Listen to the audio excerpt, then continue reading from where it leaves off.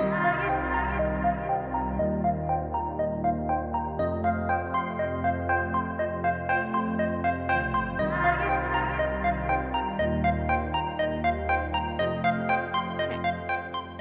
Jason. And I'm Rae.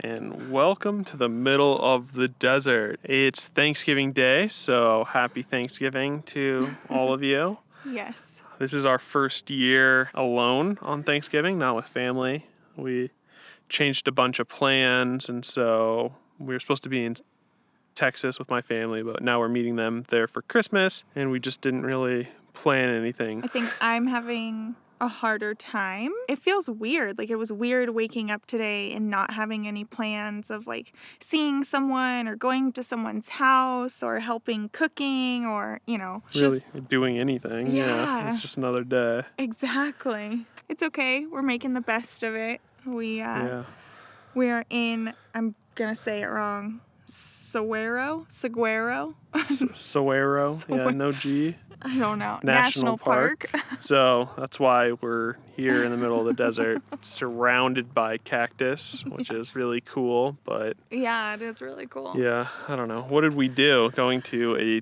desert on Thanksgiving? Well, the national park's open, and I thought it'd be dead, but there's a lot of people here. It's beautiful, though. So let's go take a look. Yeah.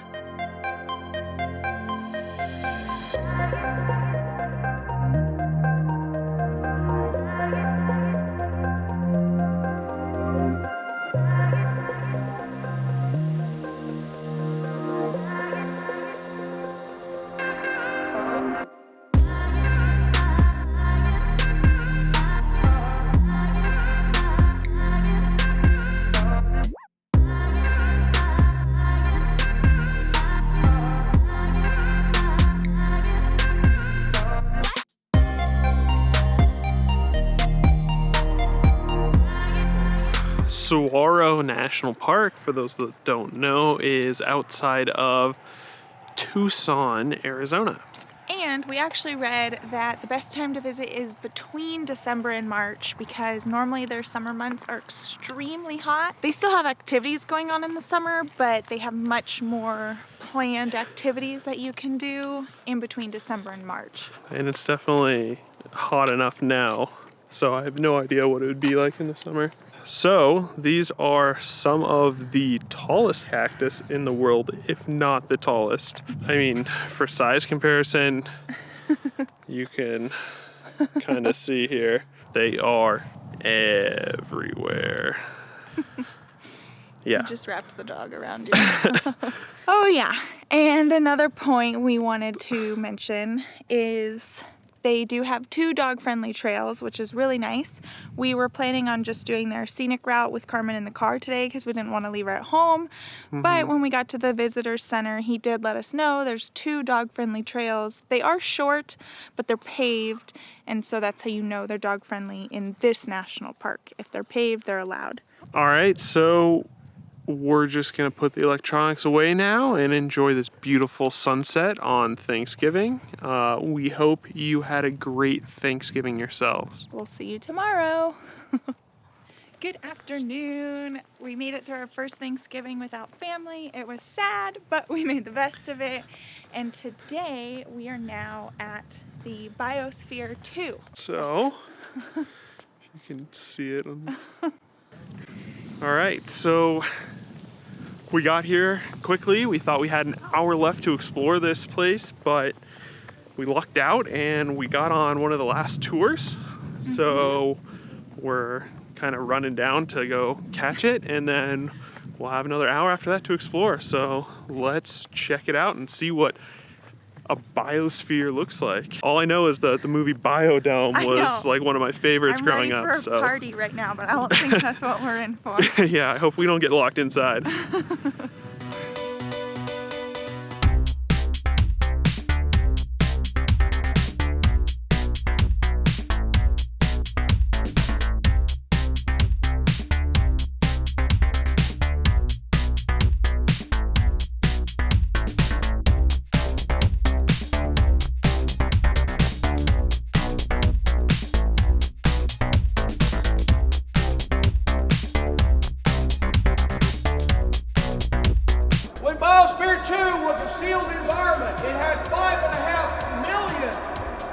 cubic feet of air inside at a very slight positive pressure to the outside atmosphere. When the sun would come through all that glass, it would heat the air. As air heats, it expands. As air expands, air pressure goes up. If they ever let their air pressure run away with them and get out of control, they could have got high enough to pop out some of the glass from the frames up there inside Biosphere 2. So they kept Biosphere 2 at a very tight pressure range. Slightly.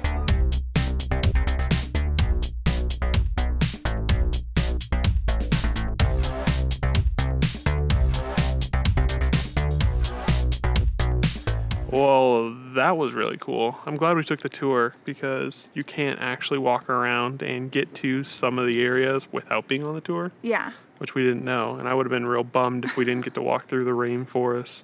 Yeah, so it's really cool. They have a bunch of different ecosystems here that they're recreating and doing a bunch of tests on. It was really interesting. If I try and repeat it, I know I will slaughter it, but we highly recommend coming here. It's just so cool that they can take a contained environment and run all these tests on it. They caused a drought in the rainforest to see how it would react, and then they blocked the rainforest off completely because it used to be in the same room right here with the ocean, and they added a bunch of CO2 levels to see how much it could take and absorb before they just couldn't absorb anymore. It shows you also the value of our ecosystems and that honestly we as humans are causing the most damage and ruining it. That's not the point of their conversation at all, but if you have like any sort of reflective mind, you're going to hear these statistics and the results of these tests and you're going to go,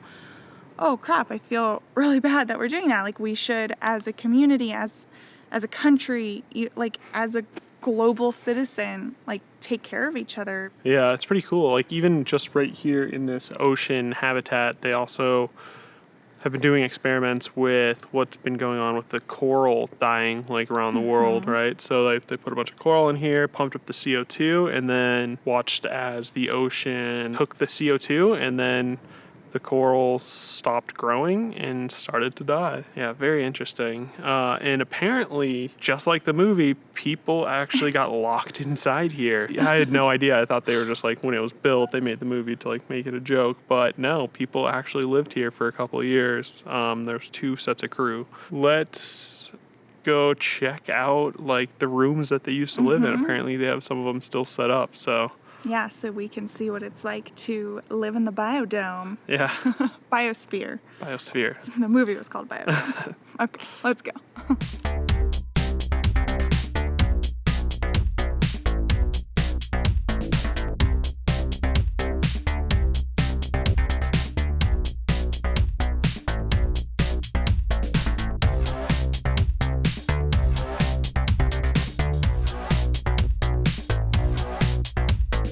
So that was the inside, and that's pretty crazy. Yeah, I can't believe that people lived in there for 2 years. It's not a lot of space, but it kind of was. Like each person had their own apartment, they called it, but it was basically just like one regular sized room.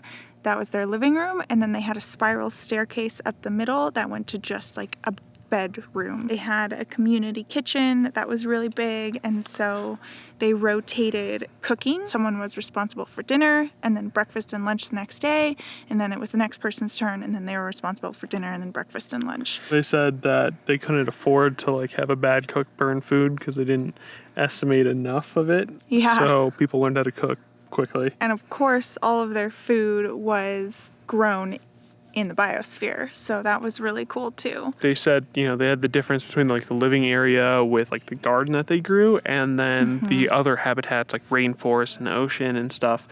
Apparently they didn't have any walkways, so if they wanted to go through like the rainforest, they'd have to bring a machete and cut their way through like the stuff that's grown. So that's pretty interesting. It's crazy that people would dedicate their 2 years of their life to this, but we thank them for it because obviously we've learned a lot from it and it's still here. And it's pretty cool. I mean, they do a lot of space stuff too. So they're trying to prepare like how to grow stuff in Mars for the Mars missions that they're hoping to do. So that's pretty interesting too. They're hoping to do that by 2033, which is in reality not that far. Yeah. So this place is really, really cool. It's way more than I expected, so we highly recommend it. Totally worth the drive, totally worth the $20 entry fee. And we were gonna have to pay that anyway, so we just were lucky enough to get a tour with it, so that made it completely worth it. I think that's it for tonight. We are gonna go grab ourselves some dinner and then take you on our adventures tomorrow. Good morning. We are on our way to the Titan missile silo, but on our way out, I wanted to give you a quick tour from the vehicle of our RV park that we're staying at this week because it's really nice. We love it. The owner's amazing. The staff is super friendly and it's very small, which we like. So there's only a total of 23 sites. And I will literally give you the tour as we're pulling out. So here we go.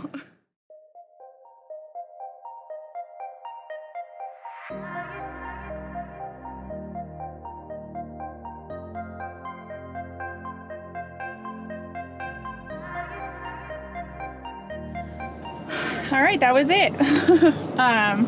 It's literally just one little loop. The whole rim is back in sites, and then there are 4 or 5 pull-through sites right in the middle, and we're right at the end. We're spot 23, so literally we just go in a circle every day, and it's super nice. I realized I never actually said its name. So it's Sentinel Peak RV Park, and they advertise themselves as being the only RV park in the city of Tucson. And I think what they mean by that is like right down the street this way is like downtown Tucson, so you're really close to all the action. We did not stay there for free. They're not paying us. We just really like the park, so I wanted to just throw that out there on our way to the missile silo, but we'll see you at the missile. So we made it to the Titan Missile Museum and we're about to head inside, hopefully catch a tour. It's pretty interesting because there's a town like right around it, so I wonder if that was the case back in the 50s, 60s. Don't know. Probably not. Yeah, but still, let's go check it out. Yep.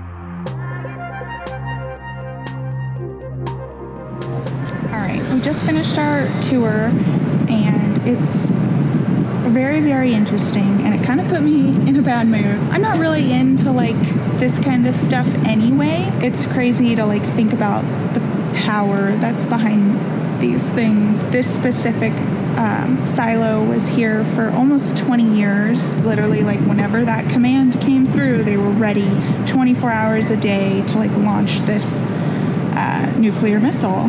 They had backup. They even had a plane in the air 24/7 as a backup control center, which was like crazy. So not only did they have these missile silos, they had a plane in the air continuously during the entire Cold War. And it makes you think about just how serious this is. And so I think that's kind of what put us in a bad mood. We're not going to be political on this channel at all. The only thing I'll say is when it comes to nuclear war nowadays and the like super casual conversations that happen around it, especially within our current administration, and then you come here and you see like how serious this is. Like you're literally talking about decimating an entire city. Like one missile could wipe out the entire city of Los Angeles or New York, or, you know, that's crazy. That's not something to joke about. It's not funny, and terrifying. It's terrifying. Anyway, that's all we'll go into about that. Let's go.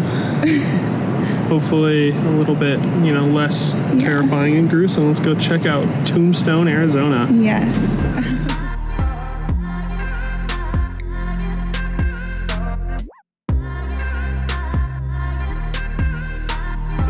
We're here in Tombstone, Arizona. We made it. We made it. We survived a shootout. Yeah, we survived the shootout at the OK Corral, and we'll show you that.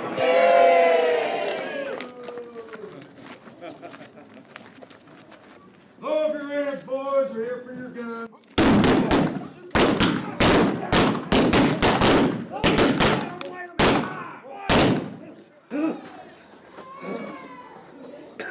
Well, at least I got you, lawyer. Blaze of white. You're all daisy if you do. No way. No way.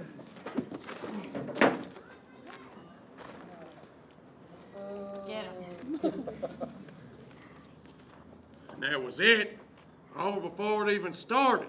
Had dinner at Big Nose Kate's Saloon, which was, you know, they have beer. That's all you need in a saloon. Survived 2 fires since the 1800s. Yeah, and they have some of the original bar, which is kind of cool. And last but not least, we're gonna go on a ghost tour, because why wouldn't you when you're in Tucson, Arizona? Exactly. So it's getting dark, so we'll see you later. So we realized after we got home last night that we actually never filmed an outro for Tombstone. So we're just gonna do that now. As far as the actual town of Tombstone goes, I was not impressed, only because it was like way more commercialized than I expected, I guess. We did learn a lot about the history of the town and how it started and how it developed and how it survived 2 fires. The history is great. The buildings are great. You know, it's some of the same architecture and same original structures, but it's just like they're always trying to sell you on something. It's like Disneyland. Like you're at like a Wild West Disneyland town, which I totally recommend going to Tombstone if you're in the area. Just realize that it's more like Disneyland and more touristy than a ghost town or something like that. Yeah, for sure. Yeah. And our ghost tour sucked.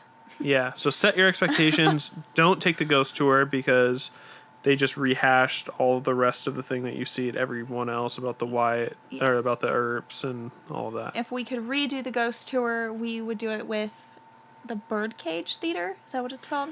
Yeah, the Birdcage Theater looked really neat. Yeah, it looked really cool. So we're actually disappointed that we pre-purchased our tickets with like Tombstone's like website. But anyway, that doesn't matter. So that was our week in Tucson, and we are now wrapping up our last evening here. We'll be heading out tomorrow to our next adventure. As always, don't forget to like and subscribe. Comment down below how you feel about Tombstone. Yeah, have you been? Did you like it? Do you want to go? Yeah. All right, well, let's get away together next week. Bye, guys. Okay, let's go. Well, that's what the rest of it looks like. You might as well stay. But anyway, yeah. science is cool.